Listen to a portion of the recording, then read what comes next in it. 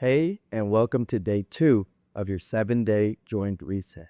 The plan for today is get your breathing done, get your CARs done, pails and rails, and integration. For your breathing, we're going to do 1 to 2 minutes of nose breathing only.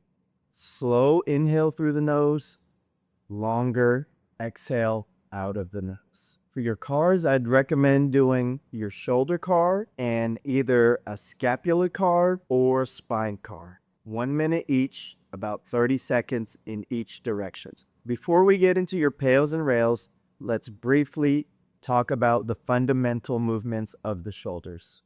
We all know, just like the hips, the shoulder is a ball and socket joint and has many degrees of freedom.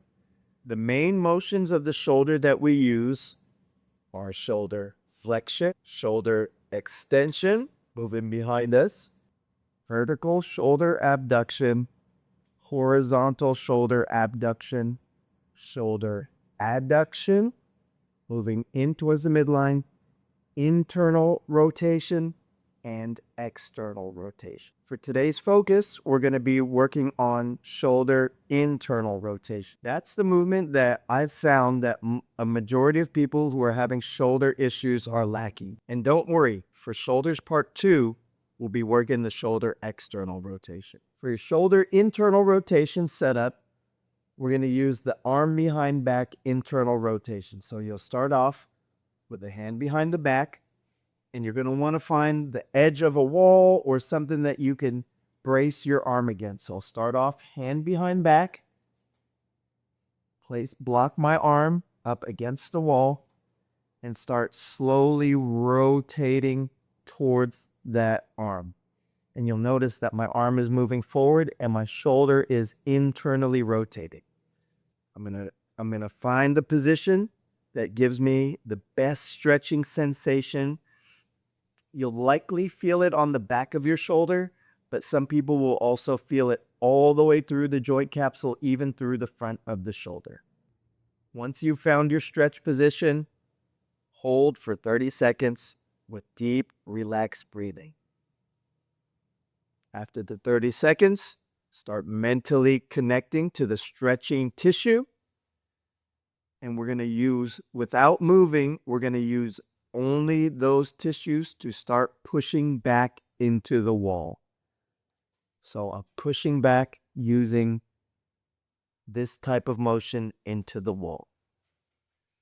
Start ramping up to your desired tension and intensity.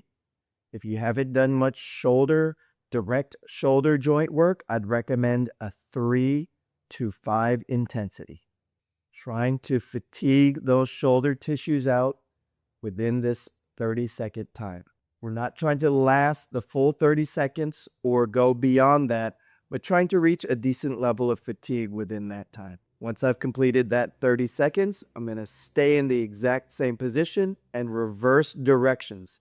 Now trying to rotate my arm further internally and try to get my shoulder off of the wall or my elbow off of the wall. I'm not moving, so I won't actually lift off of the wall, but I'm now squeezing the front side tissues of the shoulder, trying to get off of that wall.